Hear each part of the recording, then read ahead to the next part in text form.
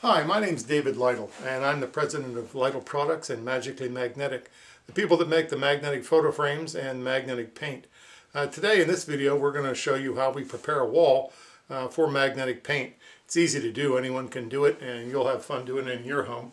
We've taken an ordinary plaster wall like you might have in your house or your apartment, and we prepared it to paint our section where we want the magnetic paint to be.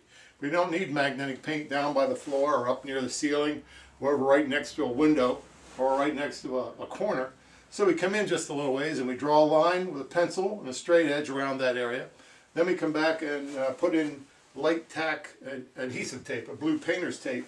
That gives us a nice even line around our magnetic paint.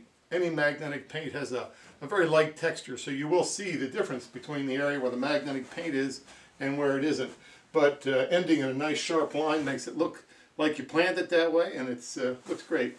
So this is our next step. We'll be painting in with the paint, and we'll be back to do that. Ready to mix our magnetic paint. I have a gallon of Kills brand white primer sealer paint, and this has already been pre-mixed at the store, which is really nice. You just have them shake it.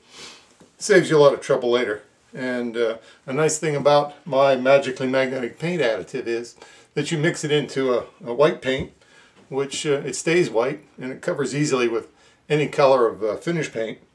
But most of my competitors' products are black or very dark gray. And this mixes up fresh every time you use it. And pre-mixed stuff sits in the can for so long it turns into a hard lump on the bottom if you've got to scrape it off with a screwdriver to get it mixed up very well. So we have a gallon of paint here. I'm going to use a half gallon to make my magnetic paint. So I'm going to pour half of that, and this can be approximate.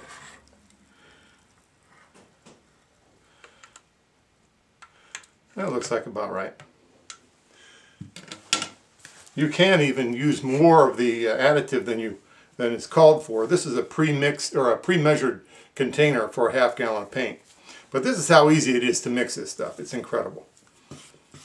1, 2, 3, 4, 5, 6, 7, 8, 9, 10.